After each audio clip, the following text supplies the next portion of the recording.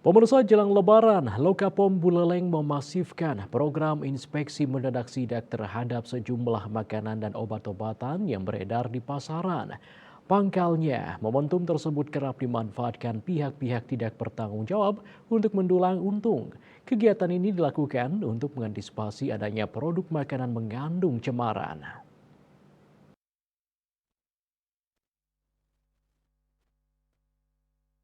Lebaran bagi umat Muslim identik dengan makanan siap saji atau takjil yang digemari masyarakat.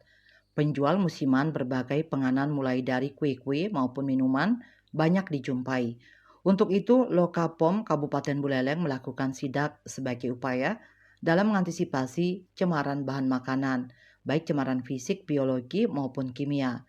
Sudah menjadi tugas Lokapom memberikan pembinaan untuk pedagang terkait pengelolaan makanan yang aman dan sehat agar para pedagang lebih selektif dalam memilih bahan makanan atau takjil. Menurut Rai Gunawan selaku Kepala Lokapom Buleleng, pihaknya telah melakukan sidak jelang Ramadan ke usaha-usaha retail dan makanan siap saji. Namun di Buleleng sendiri temuan tren untuk curang dengan menggunakan bahan makanan berbahaya justru menurun. Tren temuan takjil pangan-pangan Ramadan yang menggunakan bahan berbahaya itu trennya justru turun. Jadi dengan setiap kali Ramadan kita datangi untuk pengawasan seperti itu dan sampling pengungsian, karena bisa kita lihat kalau beberapa tahun lalu mungkin masih ada ya pangan jajanan yang pakai borax, formalin, kemudian pewarna tekstil seperti itu.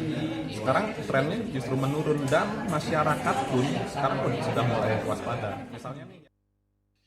Ditambahkan selain pengawasan, Lokapom juga melakukan sosialisasi intensif di lapangan dengan peran insan pers di dalamnya, sehingga masyarakat pun akan terus ingat bahwa mereka harus cek kemasan, label, izin edar, dan masa kedaluarsa produk sebelum memutuskan untuk membeli.